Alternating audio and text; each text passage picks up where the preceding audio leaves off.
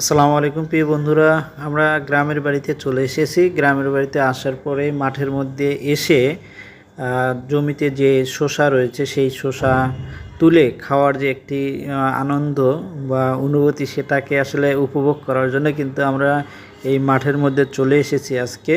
তো আপনাদেরকে এই যে শসা ক্ষেত দেখাচ্ছি, এটা আসলে জাংলাতে না দিয়ে মাটিতে এই শসাগুলো হয়। যে দেখতে পাচ্ছেন একটি শসা, আসলে মানে তরতাজা শসা, আসলে খাওয়ার যোগ্য হয়ে গেছে। তো আমরা এই জন্য এটা ছিঁড়ে নেব। তো আরও দেখতে দেখতে পাচ্ছেন যে এখানে ছোটো বড় অসংখ্য শসা ধরেছে শসা গাছে, কিন্তু আসলে সবগুলো শসা তো ধরলে খাওয়া যাবে না। তারপর আমরা বেছে বেছে যেগুলো খাওয়ার উপযুক্ত হয়েছে আমরা সেগুলো নিচ্ছি। এই যে এখানে একটা দেখতে পাচ্ছেন, এখানে একটা শসা দেখতে পাচ্ছেন। তো এই অসংখ্য শসা এইভাবে ধরে আছে। এই যে দেখেন এখানে একটা, এটা আমরা তুলে নেব। এই যে দেখেন এটা একটু যে বয়স হয়ে গিয়েছে, কারণ এটা আর 1 থেকে 2 দিন থাকলে এটা খাওয়ার অনুপযোগী হয়ে যাবে। তাই আমরা এই শসাটি তুলে নেব।